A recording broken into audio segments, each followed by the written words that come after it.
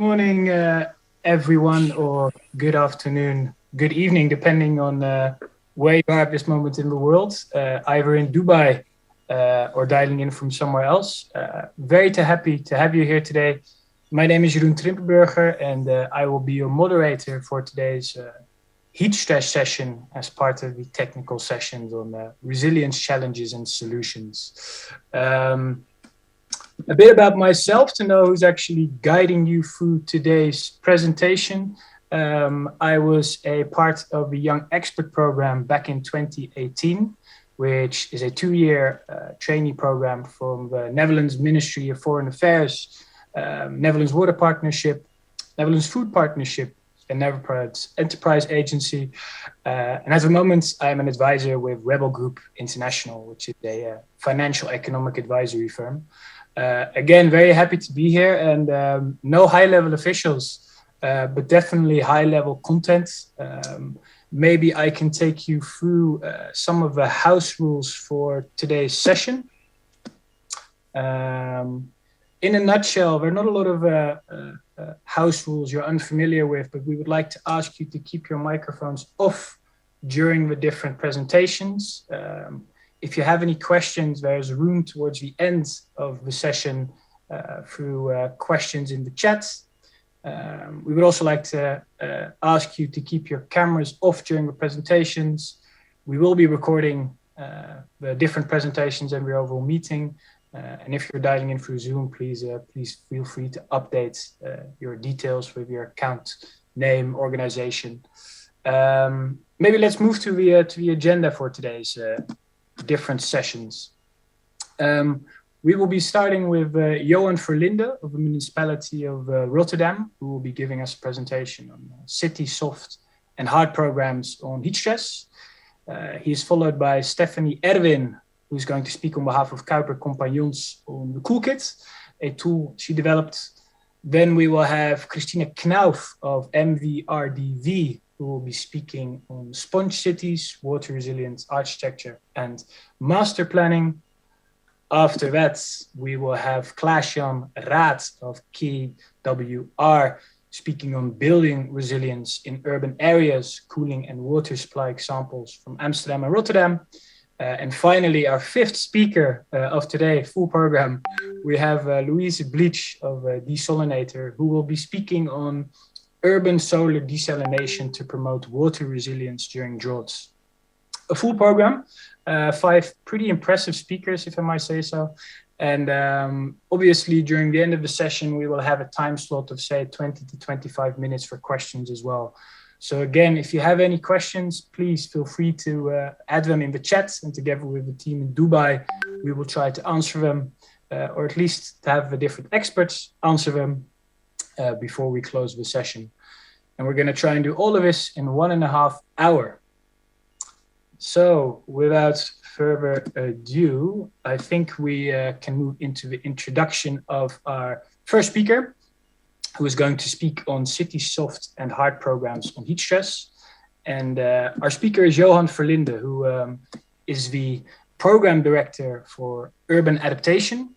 He leads the Rotterdam climate adaptation plan called Rotterdam Weatherwise. And the goal of this plan is to take the next step in preparing the city for severe climate hazards like heavy rainfall, flooding, drought, and indeed heat. Johan also works with different international corporations like C40 to share and gain knowledge on climate adaptation. And he's a fellow of the PUB Singapore Water Academy since 2019. Johan, thank you very much for joining us today, and the floor is yours. Thank you very much for the introduction, and thanks for having me. I'm live from the expo somewhere in the building to be able to join the online session. Quite a nice program. Now the heat session, and in the afternoon also the afternoon session. I don't know if my slides are on because I don't see them. Oh, yes. Okay, so talking about heat, next slide, please. Rotterdam is a delta city. We live next to the water, next to the sea. We are quite used to protecting our city from water. But now we see that heat and drought is becoming a problem, especially in a built-up city like Rotterdam. Next slide, please. And years ago, we used to be a water city. There was a lot of green, a lot of water in our city. And then the city council decided that when the cars was introduced in the streets, let's transform our city from a water city into a car city. Next slide, please. And a lot of the streets, a lot of the water is changed into streets. And on the picture you see now, so next slide, please, is an example of one of the streets in Rotterdam. And I think a lot of the streets, especially in the city center and the surrounding neighborhoods, look like this. So a lot of concrete, black asphalt, not so much green. So the city is really, really heating up. Next slide, please. So we looked into this and we compiled a map of the city, and everything that's red is hot, everything that's blue, that's cool. So you see the surrounding area of the city during a hot day is quite cool. You also see the parks. On the right, you see the Kralingse Plas, one of the urban parks. It's quite cool. But the city center and the surrounding neighborhoods are very hot. So that's quite problematic for a city. It's hot in the public space, but also in the homes of the people living there. So we need to do something. So next slide. We need to work towards a climate adaptive city, not only for water, but also for heat. The next slide, please. Our climate adaptation program focuses on 6 themes. So rainfall, heat, drought, land subsidence, groundwater, and flooding. And the focus was for years and years on rainfall and flooding. And now we are making the shift to heat and drought. We're doing small steps already, but in the near future, you will see us speeding up and do a lot towards that. And then the next slide. And the structure of us doing that is divided in 4 action tracks. So the first one is the public space, alterations to the public space. When we do road maintenance projects, can we put more green there? So that's what we used to do. But the new thing about our climate adaptation strategy, which is called Weatherwise, is that we also look at new developments. So that everything that's being built is being done with cooling in mind, cooling on a building level, but also for the surrounding area. And then the existing built environment, there are already a lot of buildings in the city. How can we retrofit climate adaptive measures on the buildings that are already there? And then the last one, the Rotterdammer. How do we engage the citizens, the private sector, into working with us in improving the city? Next slide, please. And that's very important because only a small portion of the city is public property. A lot of it is private property, 60%. And if you want to make the city climate proof, we also need the 60% private property. So work together with the whole city. Next slide.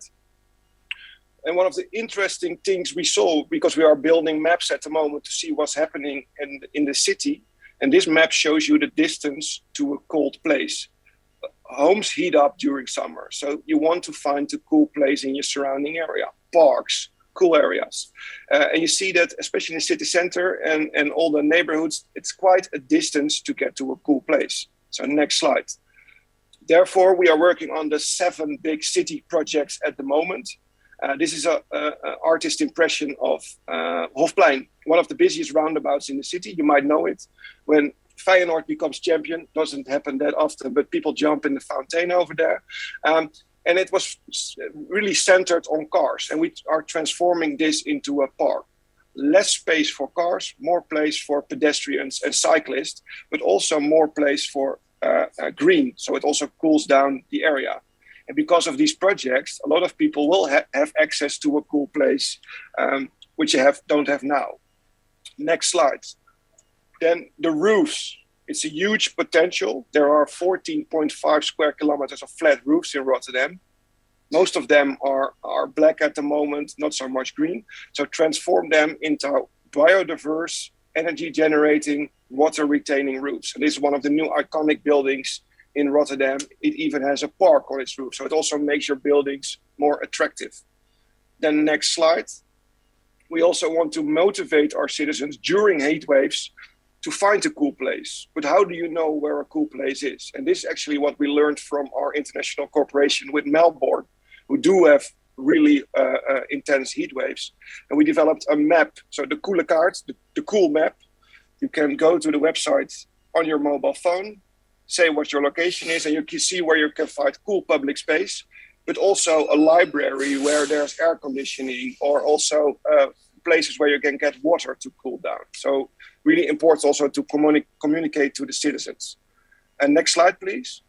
And then we also try to engage our citizens into taking action themselves on a small scale. So neighbors together. In Rotterdam, you are allowed to take some of the tiles next to your house out of the public space and add more green to it. And we saw that, especially during pandemic, people wanted to make their own living environment more attractive. And we asked them, please put facade gardens next to your house. And a lot of people did. And this is an attractive and fun way to engage your citizens into tackling the negative effects of climate change, and especially heat. So communication is also key. And I think that's the real challenge with heat. We as a city can do something in the public space, but we need everyone in the city to work with us on a building level up to the small scale of facade garden. So that was my presentation. Thank you very much. Thank you very much, Johan, and very relevant and interesting insights, I think. It's interesting also for me personally because our office, our Rebel office, is in the center of Rotterdam, near Black. So we're very familiar with the topics you were discussing.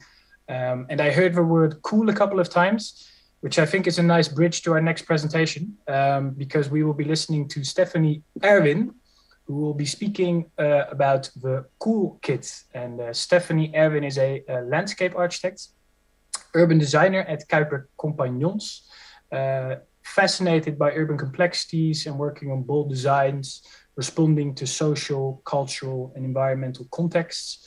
And last year, together with the Amsterdam University of Applied Sciences, she developed this Cool Kit, which is a heat stress toolkit for designers of public space. So again, Stephanie, thank you very much for joining us, and take it away. Thank you. Yes, I'm Stephanie Irwin. I'm a landscape architect and a heat stress researcher at the University of Amsterdam Applied Science. And today I'm presenting on behalf of Kuiper Compagnons. I'm happy to share with you the Cool Kit, which is a toolkit for designers of the public realm. If we can go to the next slide. Yes, this one. So why was the Cool Kit made? What exactly is it? And how can designers use it? Next slide. It's often really difficult for designers to say definitively which measures are the most effective against heat. And so we developed the Cool Kit to inform designers what are the most effective measures and how exactly they can implement them. Next slide, please. So the Cool Kit is a visual overview of the design guidelines and measures from the heat resilient city. It's a research report that's been developed by the Amsterdam University of Applied Sciences. And together with Kuiper, we translated it into this Cool Kit for designers. Next slide. So what does it look like? Well, here are some guidelines that are easy to test, easy to measure, and they leave room for the designer to design, because that's the most important part of a designer's job. These guidelines are easily applied. You can apply them separately, or you can apply them together to reinforce themselves. The guidelines are distance to cool place, percentage of shadow or shade on walking areas, and the percentage of green per neighborhood typology. So for the first guideline, next slide, please. It's important to define a cool place. So a distance to cool place means that you have to keep a minimum distance, of course, but what is a cool place? So it needs to be publicly accessible. There needs to be a minimum of 200 square meters of green. There needs to be seating. And what's nice about a cool place is it actually can reduce your feeling temperature, your perceived temperature by 14 degrees. These need to be accessible to residents within around 5 minutes walking. And elderly typically could walk around 290 meters in 5 minutes, where the average person walks about 350. So a 300 meter range to a cool place is a reasonable guideline. Next slide, please. Here we see a distance to coolness map, which is similar to the map that was presented for Rotterdam. And it's essentially a spatial analysis tool that allows you to determine where there's a shortage of cool places. Next slide, please. The following guideline, the percentage of shade on walking routes, primary versus secondary. Now, I will say that this is a guideline that's been developed for the Netherlands, where it's we don't have so many tropical days at the moment. I know that in Dubai, it's quite different in terms of heat stress and solar radiation. So this must be adapted, of course. So primary walking routes, so those are walking routes to and from markets or schools, things like that, essential services. It's recommended that there's at least 40% shade. And then on secondary routes through neighborhoods and so on, it's recommended that there's a 30% amount of shade on those routes. And the reason why we say not to apply shade to all, oh, if we could go back to the previous slide, please. The reason why we say that we don't apply shade to all of the routes is because that every person has their own experience, and variable weather conditions actually make it difficult to add shade across the entire route, because sometimes sun and solar radiation is a good thing. Next slide, please. And the last and final guideline is about adding green, which is also similar to some of the strategies in Rotterdam, that for every 10% of green that's added to a community, you see a decrease in air temperature of about 0.5 degree. But this is not something that you would feel locally on street level, and it's not something that you can apply just to a small area and expect a decrease. It has to be at a very large scale. And we find that this caps off at about 3 degrees, so a 3-degree reduction of air temperature. And of course, this is applicable to the Netherlands and our specific climate. Next slide, please. So when you're thinking about areas, it's nice to think about how much green is currently present and how much green can be present. And this is usually determined by neighborhood typologies. So the Amsterdam University of Applied Science, they've developed a way to identify all the different neighborhood typologies in an automated way. And then from there, they were able to process the percentage of green that's present in the neighborhood, and then what is possible given the spatial constraints of the neighborhood, the heights of the buildings, the widths of the roads, those types of things. And then we've developed sort of targets. And using those targets, you can then say, okay, in this neighborhood, for example, if you look at the historic city center, you can have a maximum of 35% on average. So you take that and then you can apply it towards your regreening strategy. Next slide, please. So now that we have an idea of how much green to add, we should look at the different types of measures and which ones and how effective are they actually. So trees provide shade locally, which reduces the PET, the perceived temperature, by between 9.5 and 13 degrees. Shrubs and small trees and green facades are especially efficient in lowering the surface temperatures. And they could reduce the outside surface of a wall by 16 degrees Celsius and then 1.5 to 1.7 degrees Celsius on the inside wall. Surface grass, the surface of turf grass can actually be 24 degrees lower than concrete. So if you're thinking about how hot it actually is when you're in a parking lot compared to what it's like when you're sitting in a grassy park. And other low vegetation has a very limited cooling effect, about 24 degrees, sorry, 0.5 degree. Next slide, please.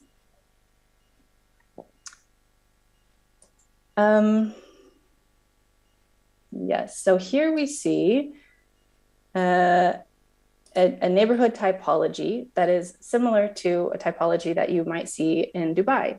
So it's a high-rise city center with very little green. Most of the surface is paved with tall buildings and buildings over 9 stories. The solar radiation, of course, varies per street orientation. And you see over here on the left-hand side pictures of a rainy day in Amsterdam, which actually maybe is not the best picture for heat stress, but you can see that it's very paved and not a lot of green. Next slide, please. So let's zoom into the east-west street orientation and focus on which measures can be implemented.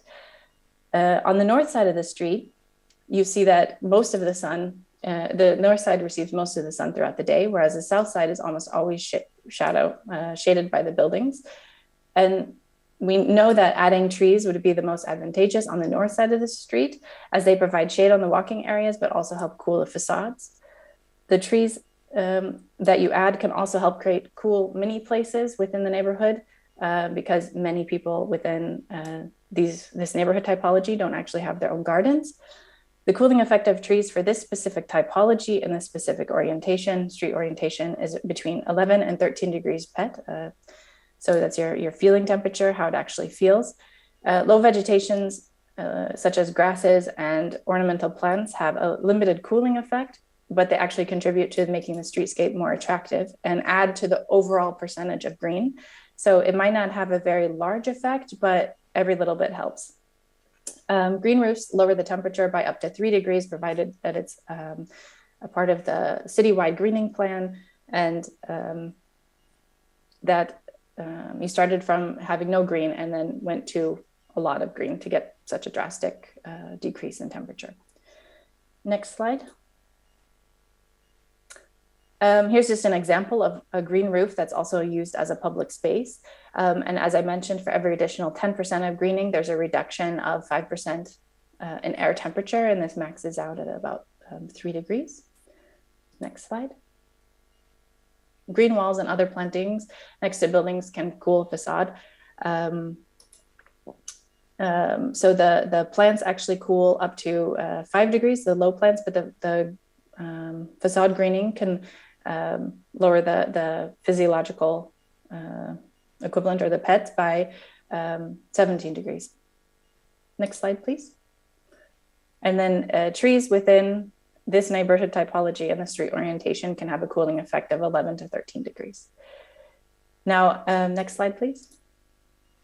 I know in Dubai, it might not be possible to plant green everywhere because of, it's an arid climate, and it's not very sustainable to have irrigation. So some other solutions like shade sails or pergolas might be something to consider. Next slide. So in conclusion, the Cool Kit suggests 3 guidelines when designing for the public realm. The first is distance to coolness. Every resident should live within 300 meters of a publicly accessible cool place with seating in the shade. The second guideline is related to the percentage of shade on walking routes, and the goal should be 40% on primary and 30% on secondary as a minimum. And the third is percentage of green per neighborhood typology. And in general, for every 10% of green that you add to a larger city, the air is cooled by 0.5 degree, and this maxes out at 3 degrees. Next slide. So thank you. I'm happy to be here, and I'm glad I had the opportunity to share with you the Cool Kit. I'm happy to connect with you, any of you, over heat resilience and public space design. My email is there on the screen, and if you'd like to download the Cool Kit or the Heat Resilient City, both in Dutch, these are the QR codes. You could also Google it, of course, and please contact me if you have any questions about either of those publications. Thank you. Thank you very much, Stephanie. And I see an applause from the space in Dubai, which is also good to see. One takeaway for me is the importance of these practical guidelines when we move from policy to actual implementation. So I think the Cool Kit is a great example.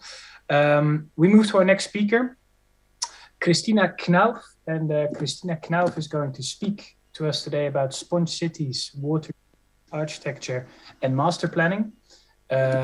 Christina is a associate with MVRDV, where she basically shapes project processes for the urban studio. And with particular dedication to urbanism and resilience, Christina champions the development of innovative methods, tools, and products that help to future-proof MVRDV's office vision and the urban studio's design strategies. We're very happy to have you here today, and Christina, please. Thank you. Thanks for the nice introduction. And I'm really happy to be here today and have the opportunity to present our work. I'm sharing my screen now. Can you all see this? Yes. Okay, perfect. So I will talk today briefly about how MVRDV tackles the heat and water challenge through resilient master planning and architecture. So MVRDV is a globally operating architecture, urban and landscape design firm. We operate from our offices in Rotterdam, Paris, Shanghai, Berlin, and soon New York, working on a broad field of spatial issues, ranging from interior to architecture, urban design, and R&D. And you might know us from buildings such as the Market Hall in Rotterdam, or the depot that Johan just showed, where we realized the green roofs on top next to a spectacular architecture. MVRDV has been working on global urgency since its foundation, actually trying to align the population growth with the growing need for more natural areas in our urban living environments. And this is manifested in the Expo 2000 pavilion already, where we overlay urban densities and program with nature and innovation. But we all know and we see from the current developments in 2021 that we do need to accelerate change and everybody needs to contribute to that. So how does MVRDV contribute to adapting to heat and water challenges ahead? We work on a broad range of projects that build resilient communities. And today I would like to briefly show you 4 of those projects to illustrate how we actually achieved that. The first project is Bastide Niel. It's a master plan in Bordeaux in France. It's about a 40-hectare brownfield development. Here you can see the general master plan. And the location is in the middle of a floodplain of the River Garonne, just opposite the historic UNESCO protected city center of Bordeaux. So here we wonder how we can design dense sponge cities that orchestrate water, heat, and shadow. And we try to elaborate that in our master plan. We do this by, firstly, as you can see here in these little diagrams on the upper left part, shaping the buildings in such a way that they orchestrate sun, shadow, daylight within the area so that we can really steer where sun or daylight will access, but also where shadow is created. And next to that, we lift the buildings and build a build water storage system that you can see here on the upper right part underneath the buildings that allows the river to fluctuate below the buildings as necessary without harming the neighborhood in the future. And next to that, we work on maximizing the green diversity and permeability of the public spaces, really trying to find the right materialization, as you can see here on the left side, and trying to select the right local species for plantings to create a diversity also for the fauna and flora to flourish here. And we are starting to realize this now in the first streets, as you can see here, and as well as in the courtyards where we maximize green. And you can see here, for example, these first buildings actually taking shape, this shape that is orchestrating the sunlight exposure in the site. So that was the first example. The next one is the Langkorkei Agriculture Development Headquarters in Shanghai. This is a building we recently worked on. You can see an impression here. And here we were wondering how high-tech and low-tech can work together to enable livable and pleasant buildings. So the Langquerque Agriculture Development Company is working in the interface between technology and nature. And this is what we wanted this building to represent as well. So our concept for this building included a technological roof that protects and helps the building to perform, and an actual building that is inspired by the rural Chinese agriculture landscape. You can see a scheme of this building here where you see the roof as well. It is not just shading the whole building, but is also working as an energy production device that is also partially permeable in order to let rainwater through, collect and filter it within the building and store it for reuse. And that also allows a space between the actual building and the roof for natural ventilation to be drawn into the building, as well as greenery to support biodiversity in this building, and to support also diversity in the users and social coherence through these terraces where people and workers can meet. And you can see here how this environment can take form, and this atmosphere of merging outdoor and indoor spaces, the terraces where people can meet up and be protected from the sun, and how this building starts to create relationships with the surroundings where we also use the water to draw in cool air into the building. The third example I would like to show is Tainan Spring in Tainan. So this is a public space project, if you will. You can see here how it looks today, but it actually started from this. This is a shopping center, a very derelict shopping center, but loved by the community because people used to meet up there and socialize. So when we went there in the first place, our starting point for the design was the thought of how we can keep that memory of this communal space alive in this project, where we actually knew we have to really change this place. So we wonder how we can transform these cherished community places into cool spots for the neighborhood to adapt to the climate challenges ahead. We decided to keep most of or as much as possible of the existing structure of the shopping mall, turning it into an actual outdoor space, a pool for the neighborhood that allows them to cool. And we added some social and community amenities to this to create still places where people would be able to meet up. And as such, we kept this old place as a sort of a ruin, but in a positive way, as a memory for this community into the future, allowing it to create a place to remind him of the past, but also to give an outlook to the future and to create a place that still is part of this neighborhood, as you can see here, but still attracts people, but in a different way, in a more future-proof way. And people can still socialize, they can even, play and enjoy this place, knowing that this neighborhood is going to be able to cool down once the heat stress increases in the future. Lastly, the last project I would like to show is the Pixel project in Abu Dhabi that we're currently realizing. This is an ensemble of several towers that we created, and we're actually in the process of building right now. So here we wonder how we can create pleasant urban microclimates to activate outdoor spaces.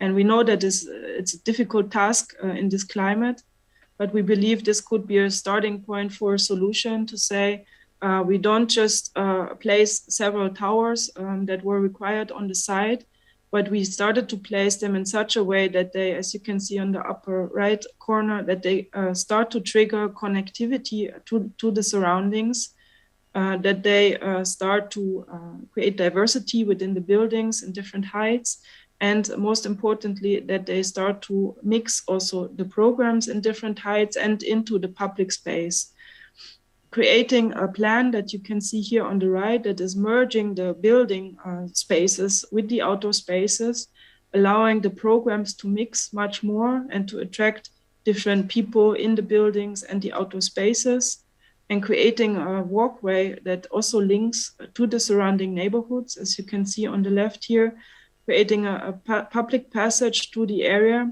that we would like to activate also, not just through programs, but through attracting different kinds of users here.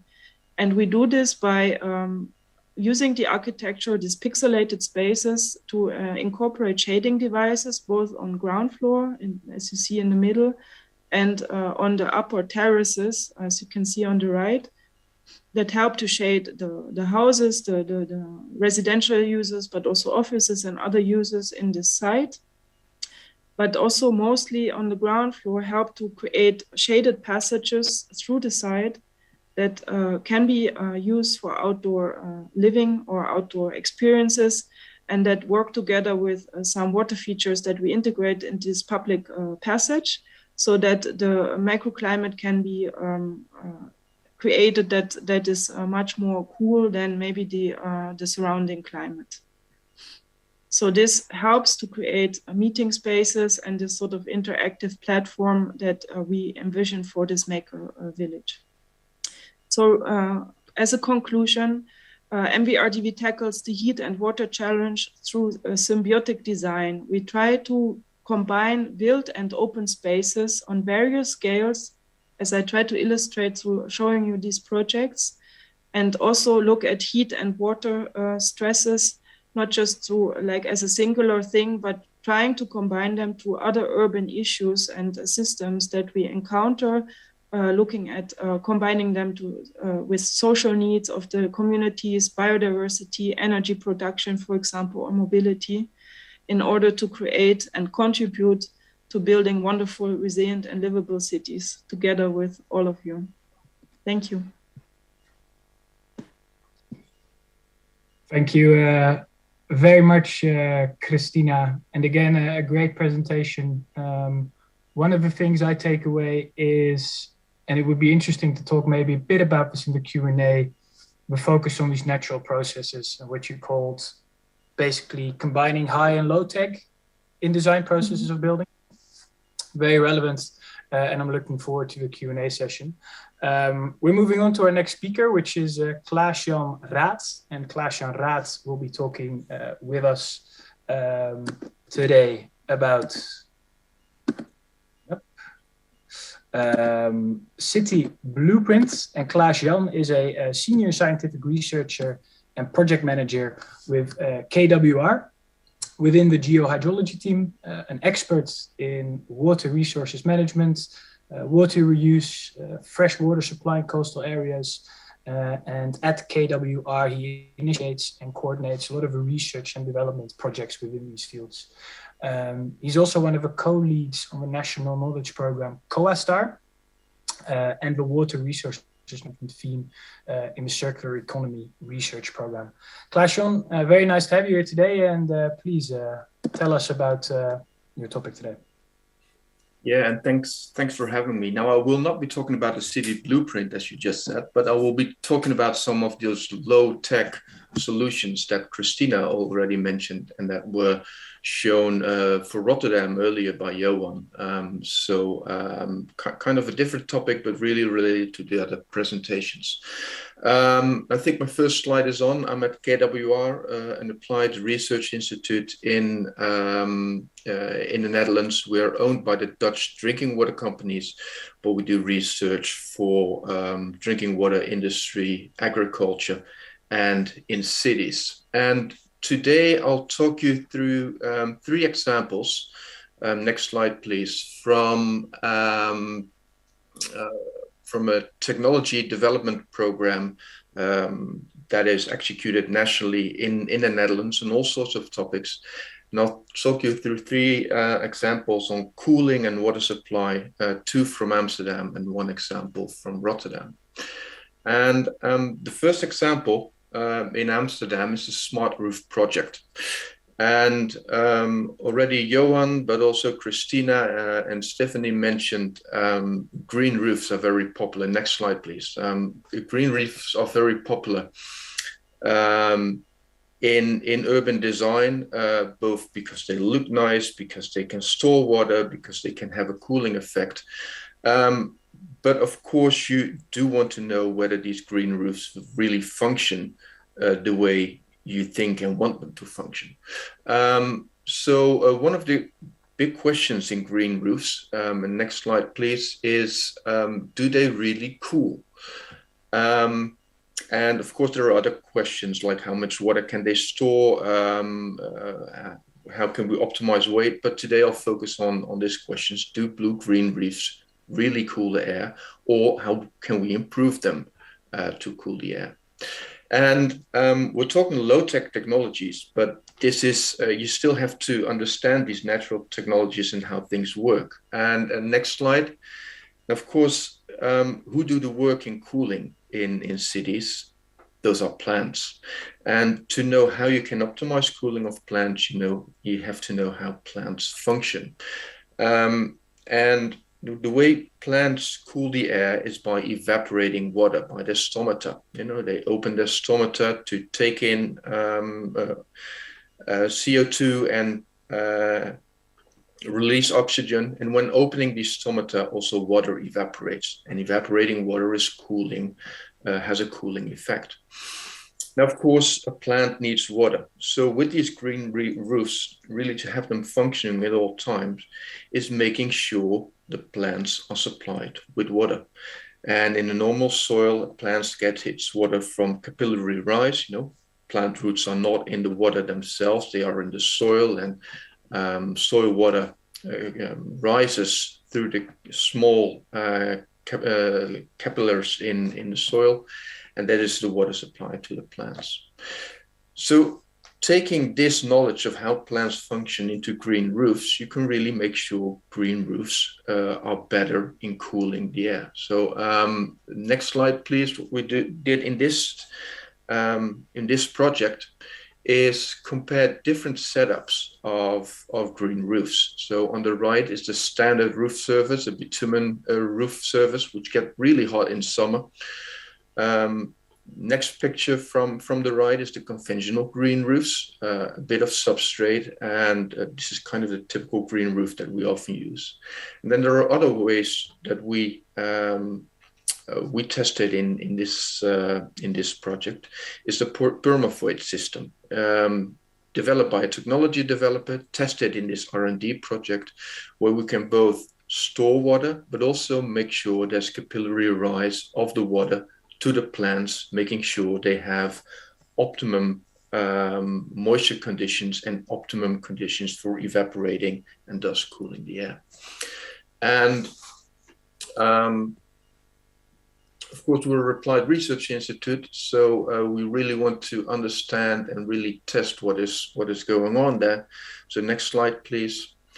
What we set up is a whole green roof with all these 4 different types of setup, and measured it through multiple summers, including temperatures, potential heat, latent heat, etc., to really measure what is evaporating, etc.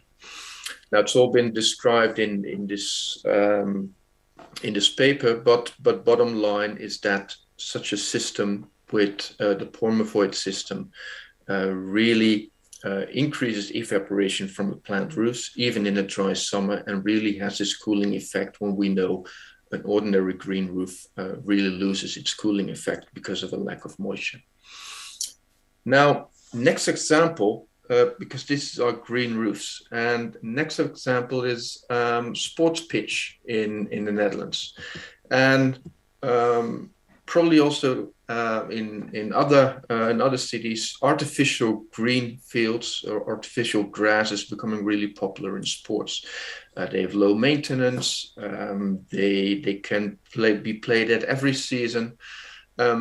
But as you may know, in summer, they can get really, really hot, and air temperatures may be 30, sometimes even, about 30 degrees higher than conventional grass sport pitch. So next slide, please. What we did was a similar setup as I just showed you for the green roof. Again, using this Permafroid system, again, making sure you have a water buffer, but also a capillary rise. And then we checked whether in this way we could cool the sports pitch.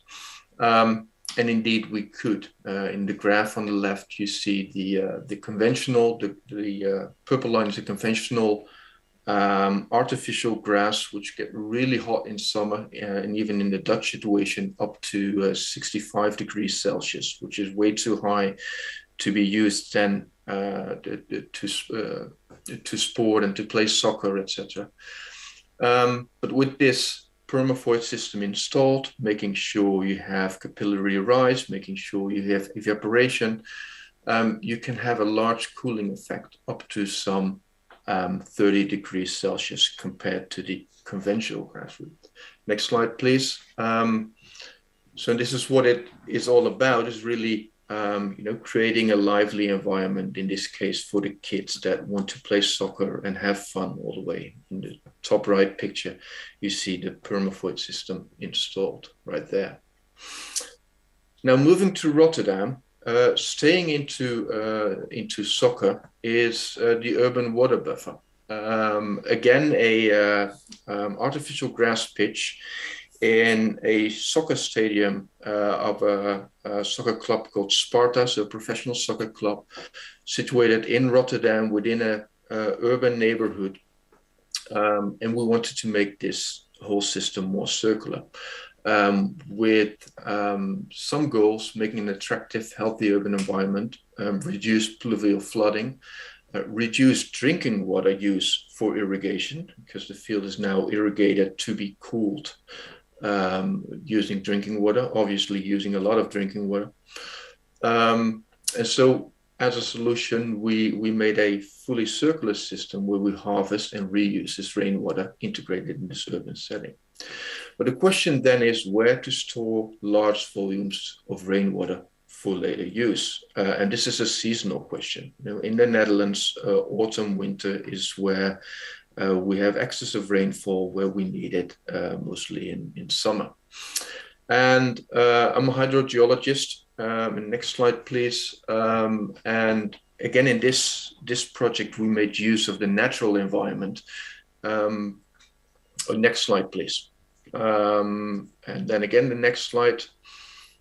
So we made use of the natural environment. It is in this way the aquifers underneath. So the where normally there's brackish groundwater stored. What we did was make an aquifer storage and recovery system where we can store the excess of rainwater in very large volumes, seasonal wise, and then reuse that water in summer when we need it to irrigate the field. So next slide, please. So in the end, what we made is a fully circular system where we harvest the rainwater from the soccer stadium and the nearby surroundings, have a quick buffer underneath the pitch, then have a filtration purifying the water, and then have the seasonal storage in the natural aquifers. Again, making use of natural environment, as that we did with the green roofs where you make use of plants. Next slide, please. This was the opening of the system some 3 years ago. Again, making a lively neighborhood, a lively, livable city, even in high temperature, dry summers. Well, in the end, this is what we all do it for, providing this happy environment for the kids playing in the streets. Yeah, and with that, I would like to end my contribution. Hope to have inspired you that green roofs don't just look nice. Natural solutions can be implemented, but it starts with also knowing how this natural environment functions. And if you know that, you can make really use of them in a very positive and effective way. Thank you. Thank you very much, Klaas-Jan. And again, one of the key terms that I heard in your presentation was also circular economy, moving from football pitches to green roofs, really making use of natural processes. And I think that's one of the key things for all these solutions. So very interesting to see that. We're going to move to our last presentation of this session. Time does fly. And we're moving to Louise Bleach, if I pronounce that correctly. And she's going to share with us her thoughts on urban solar desalination to promote water resilience during droughts. And Louise is the development and impact lead at Desalinator, responsible for driving the life cycle of high impact projects. securing financing, partnership building, all the way to impact monitoring and measurements. And she's currently managing Desalinator's flagship humanitarian project in West Bengal, and also laying the foundations for a second installation in Haiti. So Louise, thank you very much for being with us today. Good morning, everyone. Thank you for having me, and greetings from Terminal 5 in London. We're about 500 miles away from the world leaders in meeting for, as you know, COP26. So yeah, thank you very much for having me, and it's a pleasure to be here. Is my first slide up? So one of the things that's going to be hotly discussed during this COP is water security. And the UN estimates that by 2030, 40% of the world is going to be living in a deficit of fresh water. Next slide, please.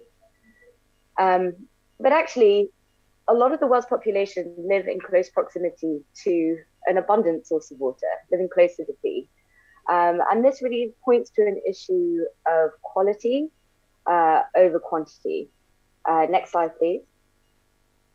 And this is perfectly illustrated by some of the cities in the recent years reaching day zero. So day zero is when a municipality literally runs out of water and switches the water off for its citizens.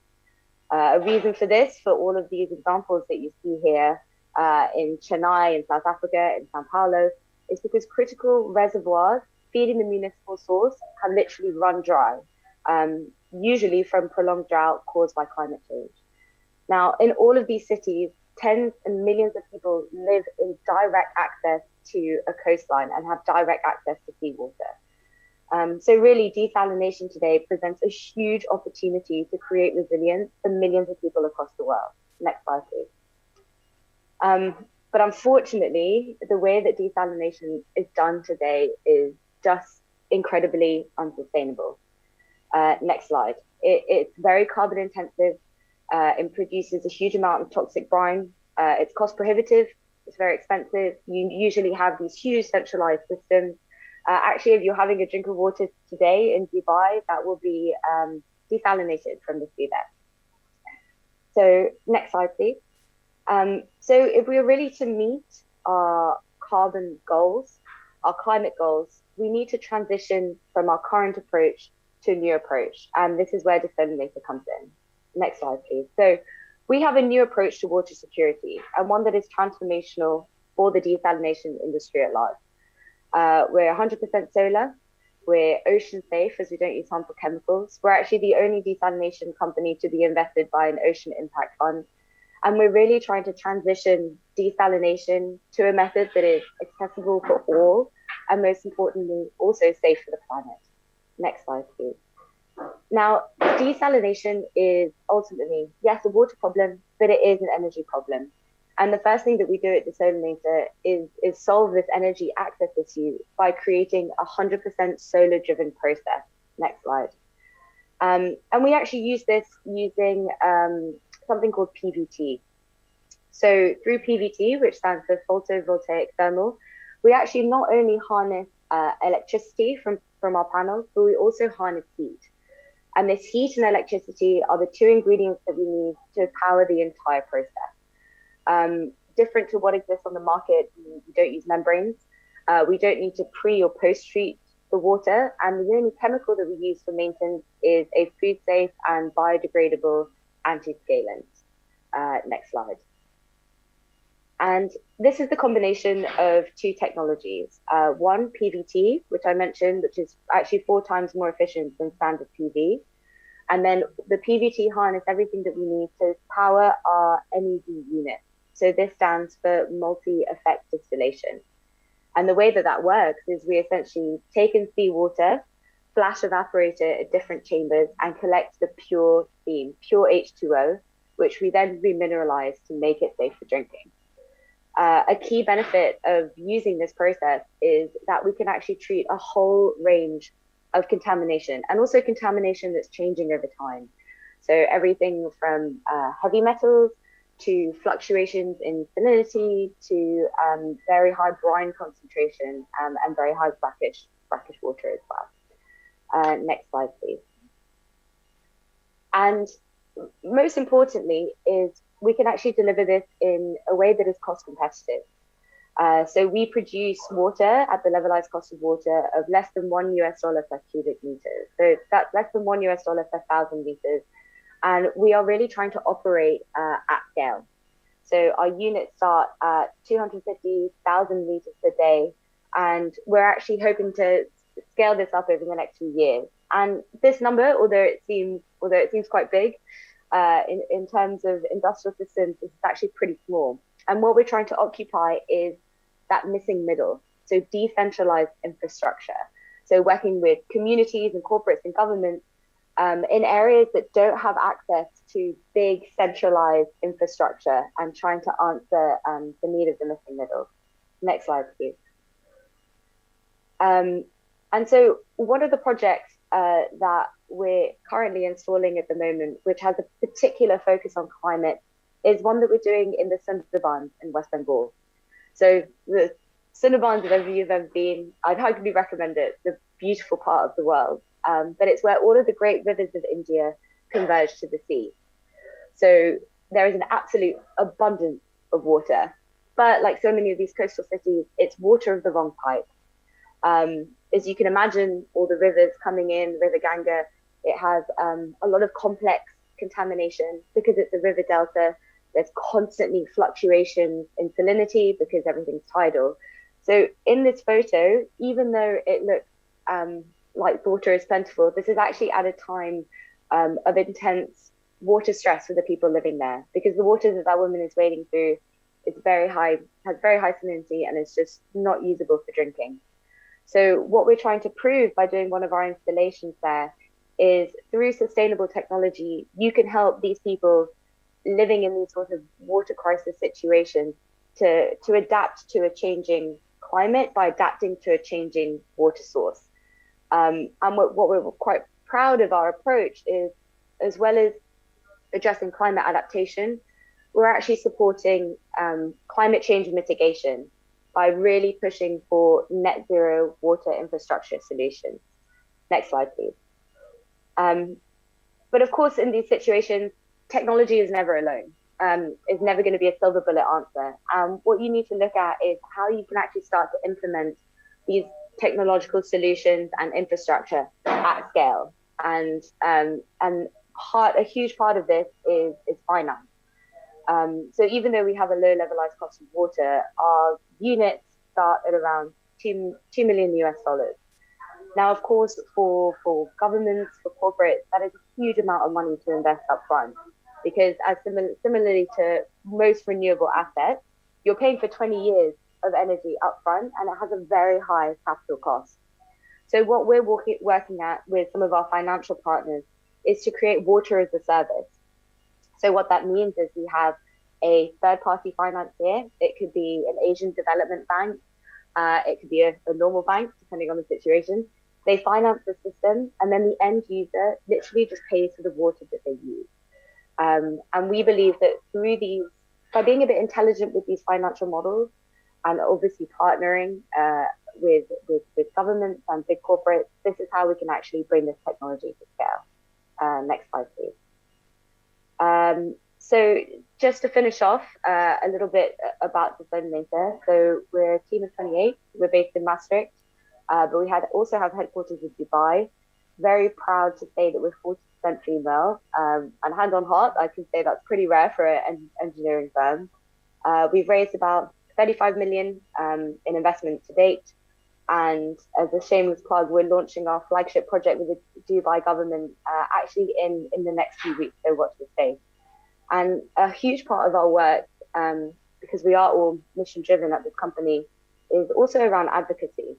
So it's a real privilege to be able to speak at events such as this, to grow our ecosystem, to grow our partners, and to really show the world that, you know, there is a better way to approach this water crisis. So thank you very much for your time.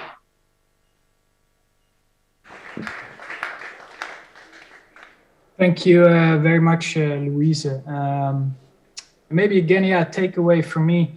In the last years, I've worked a lot on water, energy, and food projects, and decentralized infrastructure is really key to meeting the SDG gaps. and in that also establishing basically business cases or models that can really reach scale and be cost effective. So I think this was a great example of such an intervention. I see that all the presenters have their cameras on, which is great to see, because we are moving into the Q&A session. And I think in Dubai we have Oriana Weiser from Data for Good helping us with some of the questions. Is there anything from the floor in Dubai for our presenters? Yeah, thank you very much. And actually, Oriana had a small issue, so I'm filling in for her. My name is Janet Tapia from the Dutch Resilience Hub at NWP, and I will be taking your questions. So if we have some hands raised, I will bring the microphone to you, and we can start with the Q&A for this audience and for these presenters. Do we see any questions? I see Bianca had a question. Excellent. I will walk to you. Excellent, excellent. Yes, thank you, Janet, and thank you, panelists, for your excellent presentations. I actually had a question on financing the solutions you presented. Is there an opportunity to join it? We heard Henk Oving earlier today speaking from the COP26. In financing the solutions which you have, which are very integrated, usually also providing a positive social impact. But is there also a way of connecting the solutions you made, not only tackling the water problem, but also tackling part of the carbon problem which we're having, and through that, making them more investable? Okay, thank you, Bianca Nijhoff. Is the question pointed towards anyone specifically, or maybe we can have very quick responses from the 5 different presenters? It's in general to all the presenters. There's very different solutions. Maybe we can start with our last speaker, Louise, and then briefly each speaker can share their thoughts. Yeah, so sorry, if I understand you correctly, the question is around how to increase financing for more net zero solutions. Yeah, how to finance these projects, and while taking into account that they also sometimes are a solution for carbon sequestration, might it increase the chances of it being financed, and can we use it? Yeah, that's a great question, and I'm actually going to give a very open and honest answer. From our experience, even though we have a lot of carbon benefits, even though there is huge potential social impact and climate resilience, we have found it a huge struggle to get financing for our systems. And I think this is true of a lot of innovative startups, especially working in hardware. And what you tend to find is you go to these banks and they're looking to finance hundreds of billions or tens of billions. And what's actually missing in the financial equation is again, that missing middle. I'm working with young, innovative companies and giving them the financing they need around the 1 to 2 million mark. So I guess it's more of a comment to your question, but I'm saying that I think this is something that really needs to be developed, and I hope this is something that's going to be talked at COP, because it's something that's really missing in this field. And the only reason that we have financing at the moment, at the stage that we're at, is because our recent investors from our Series A have actually a financing facility that we can draw down on. But I think that's quite rare. Thank you, Louise. Are there any other presenters who would like to share their thoughts on this, specifically the financing angle of these solutions? Yeah, I could add something to the finance, as well as more a broader view on these types of solutions.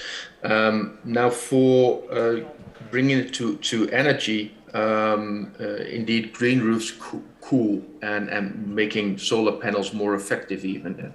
If you have solar panels on your roof, they tend to get less efficient if temperatures rise, so you can make these kind of combinations. But that is a minor effect. What I do like about a lot of the solutions, and also the views on cities that are presented, that they are all circular. solutions. So, for example, green roofs, they help you manage your water. They have a cooling effect. They can have a huge biodiversity effect, positive effect as well in cities.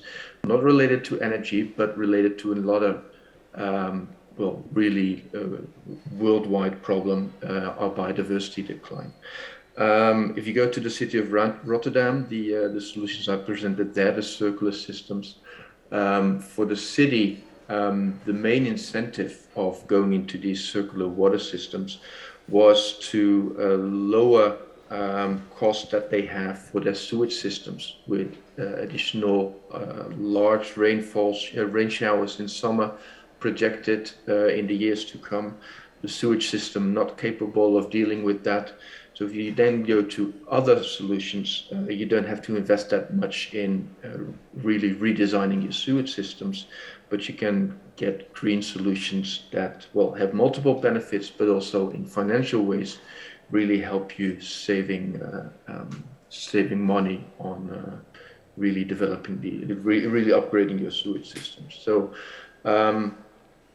my answer would be, if you go for circular solution or integrated solutions, there are always multiple of the big problems: energy, biodiversity, water, that you can tackle. I think that is the main advantage. Thank you very much. I don't know if there are any other thoughts from our panelists on this topic. Yes, from me. In the back. From the perspective of the city of Rotterdam, talking about roofs, we don't talk about green roofs or blue roofs. It's always multifunctional roofs. So energy generating, biodiverse, water retaining roofs.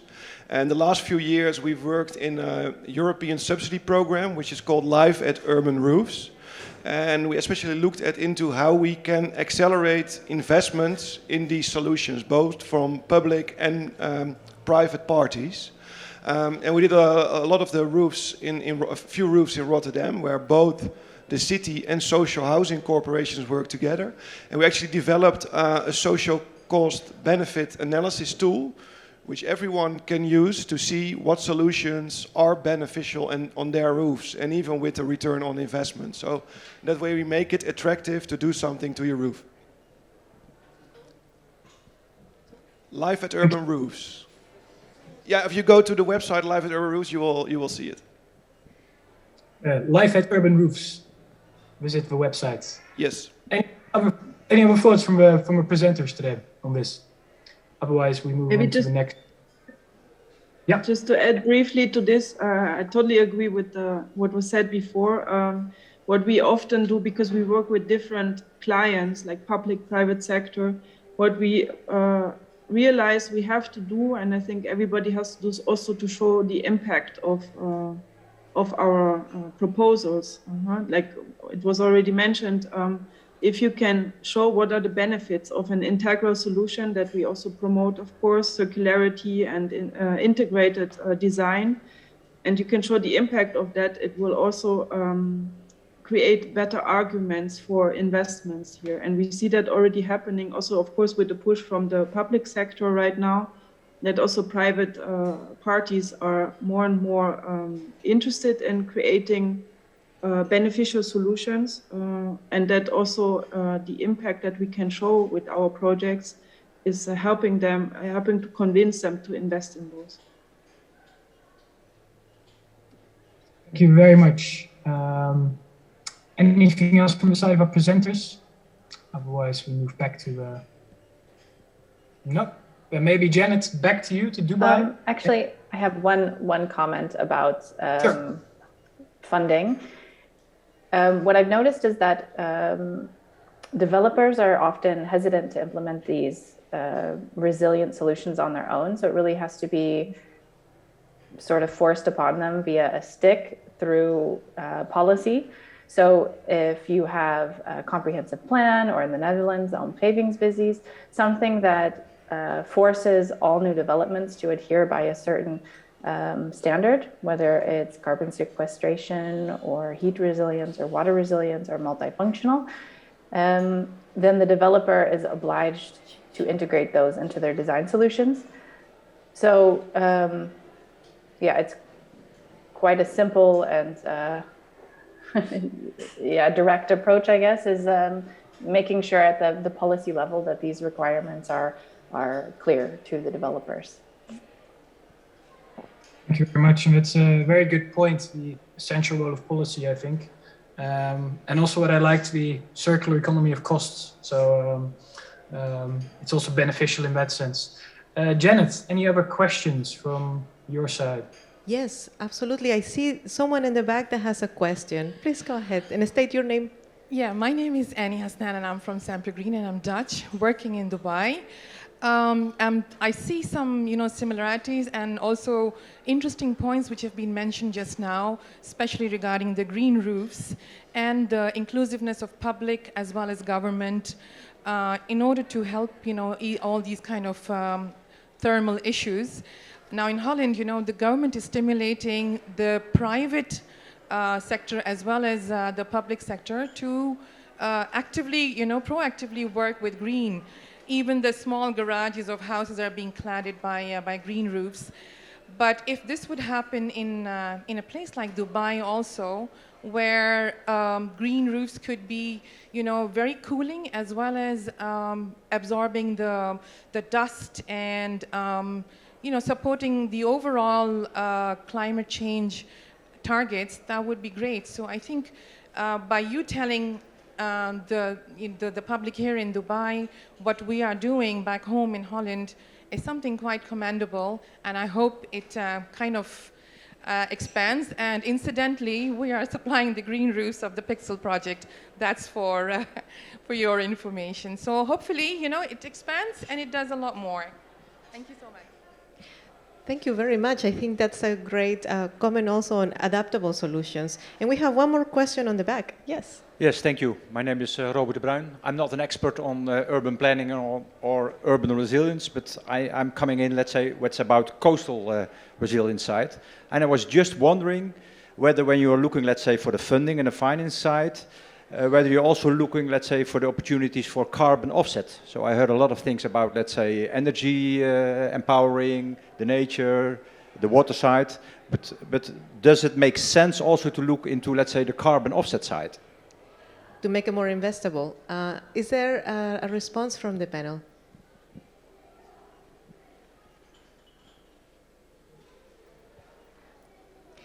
Perhaps just for inspiration or for cooking for later. But thank you, a good challenging question. Yeah, for us. maybe to add and maybe also to exchange and learn from each other. When it's about coastal resilience and you look, let's say, for example, about the restoration of mangrove, it really can add a significant part, let's say, in the solution side and also in the, let's say, to come up with new earning models for coastal protections together with communities, enhancing local economies, coastal protection, carbon, etc. So I was wondering whether you all have some, let's say, scientific information also in respect to the urban side. No, this is great, and I think as carbon markets are developing and we're getting further on this, I think that's one great one maybe for the next session. Perhaps we see an evolution there. I do want to take, do we have time for one more? May I respond?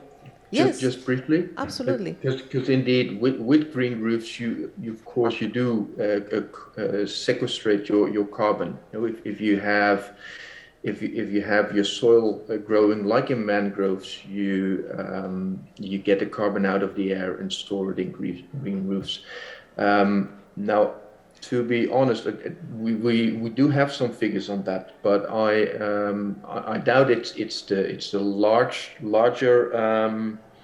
the change that we need in carbon sequestration, but it does help. All bits help. So I'll take this as a hint to take up when talking about green roofs. They also, if you make sure the soils will grow, then you make sure they become a carbon sink as well. Yeah.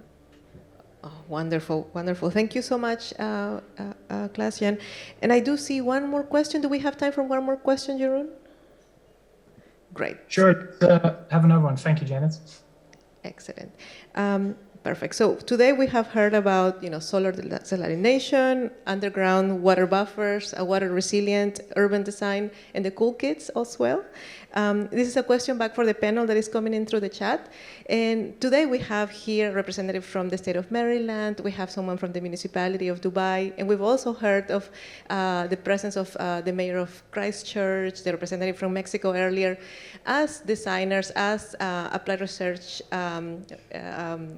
scientists, how do you see perhaps one of your top implementable project in one of these cities? Like, what is that? For example, Stephanie, I see your cool kits could really fit in a lot of cities. So perhaps we can do a round and see maybe your top implementable project that could go to other cities.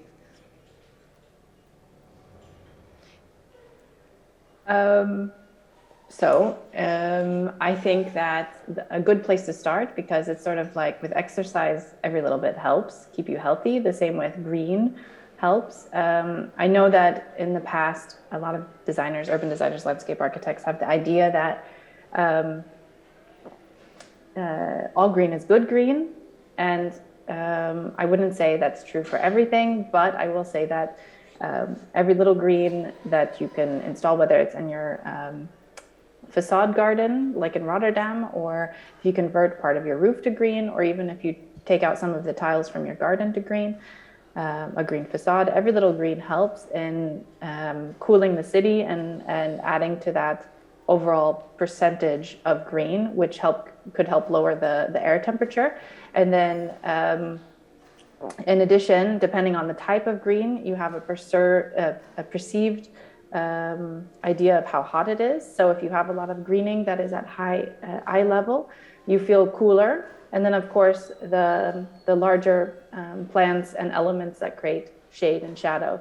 So a lot of the interventions that help with heat stress are very implementable at a local scale, and local residents can improve their own living environment in these small ways.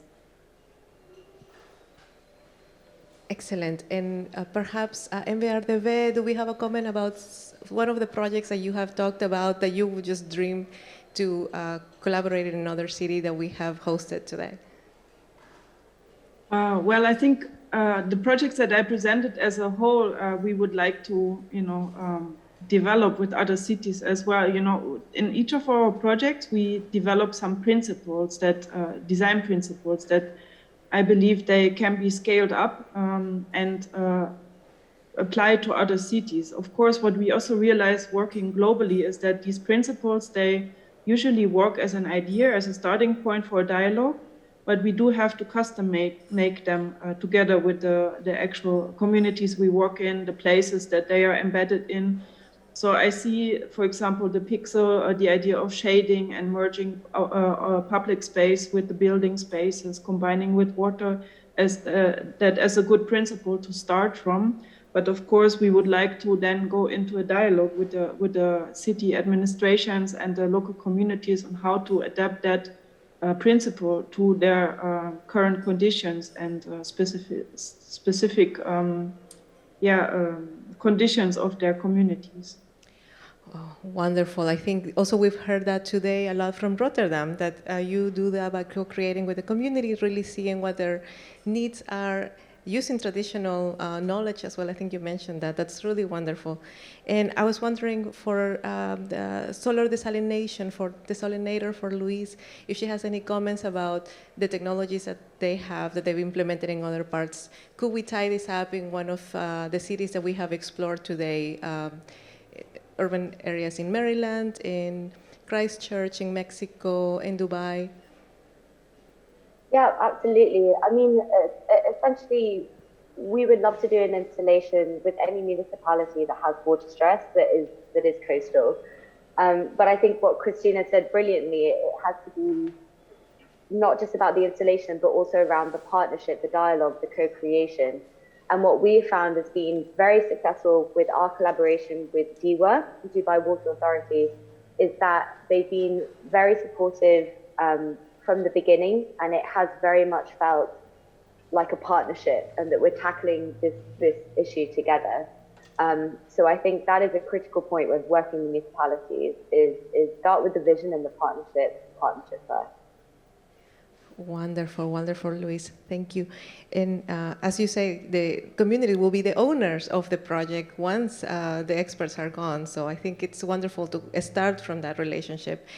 Great. And to wrap it up, Klaas-Jan, we saw the urban water buffer in Rotterdam. Could you comment on how adaptable can that be to other cities, to other landscapes as well?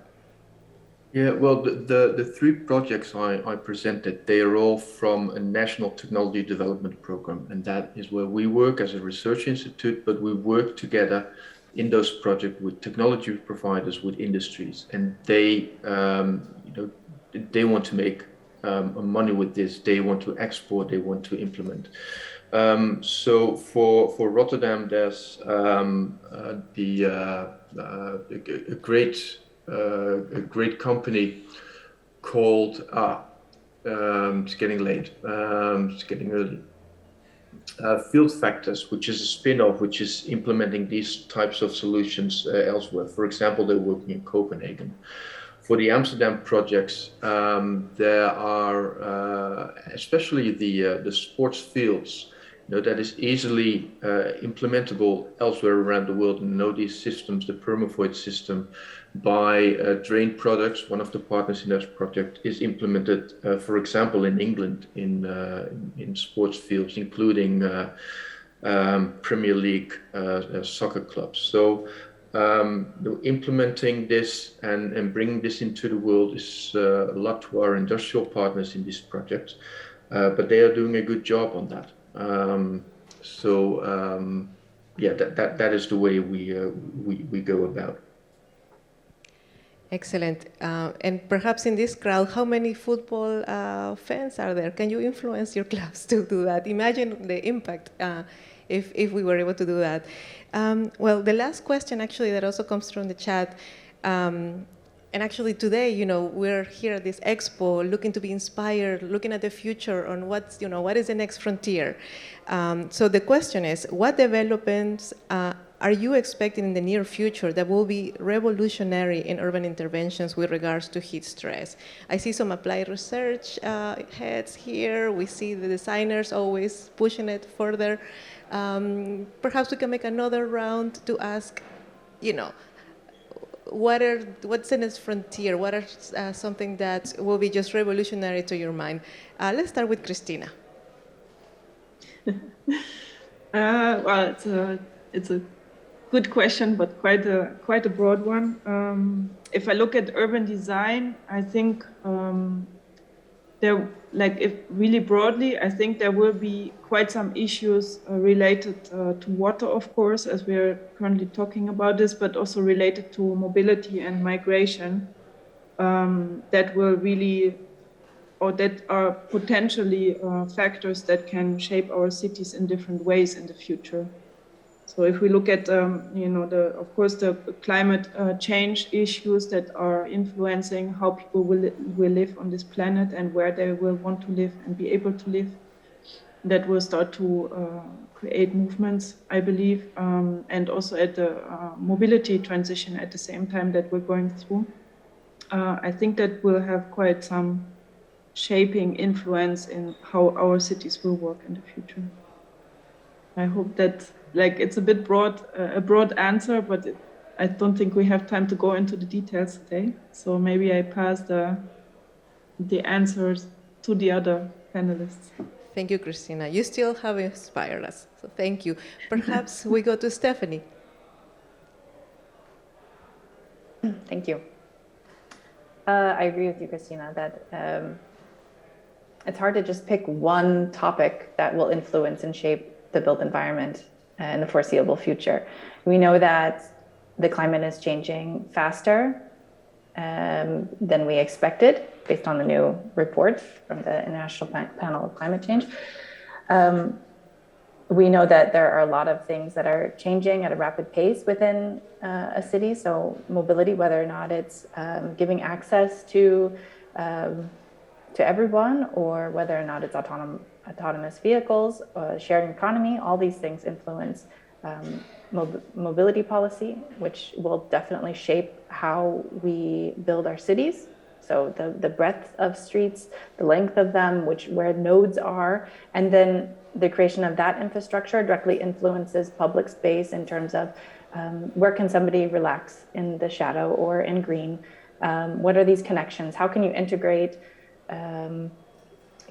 water resilient solutions and heat resilient solutions into these other issues, to the solutions that we integrate for mobility or for housing or social issues. So everything is sort of interconnected and related, and it has a butterfly and a butterfly effect chain reaction. And we can only sort of, I guess, make the best choices at the current moment, given the knowledge that we have. And sometimes you have to make choices that maybe don't check all the boxes, but have the largest impact or effect. Stephanie, I think you made a really great point, because the impact of what type of mobility systems we have really influence how that urban street would look like in 10, 20 years. Thank you so much. And I think just transforming our streets to a more sustainable transportation model can also revolutionize itself, how we plan cities. Thank you very much. And I will take it now to desalinator. What is that next revolutionary thing that can transform cities? I think it's less of a singular intervention and more of like a radical rethinking and new philosophical approach, which is based around true collaboration, collective action, people not working in silos, but it's how we combine finance, policy, hardware, low-tech solutions, human-centered design, and how we can bring that together and have that symbiosis. And I think if we can try and have a different approach to how we look at the problem and work together to solve it, I think that would actually be the biggest revolution in transformation. Wonderful. Really like going back to that integrated systems thinking, which we really, really need. Wonderful. And Klaas-Jan, as a head researcher, how do you see this revolutionary question?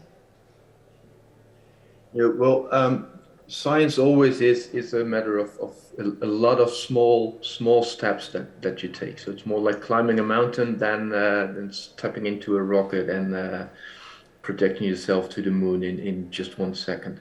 Now, what I want to add here is that I hope we have inspired everyone here that we, natural solutions can really help us, and I hope we've inspired you to green the cities. That is a way forward, one of the many ways forward for more livable cities in this changing world, in this climate changing world.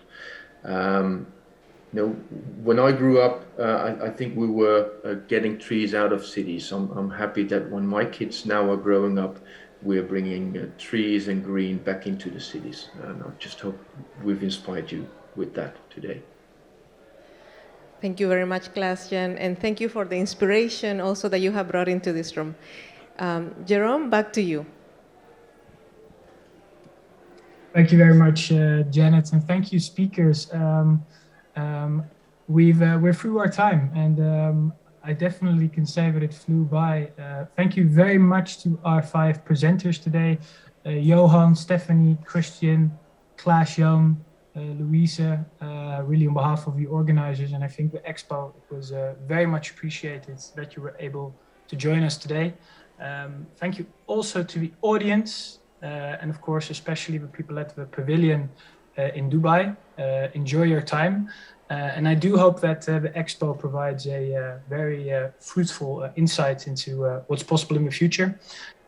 Don't forget, we've got 2 additional sessions today on flooding and on resilient coastal systems, also in the same technical solutions workshop series. Thank you very much again, and hope to see you soon.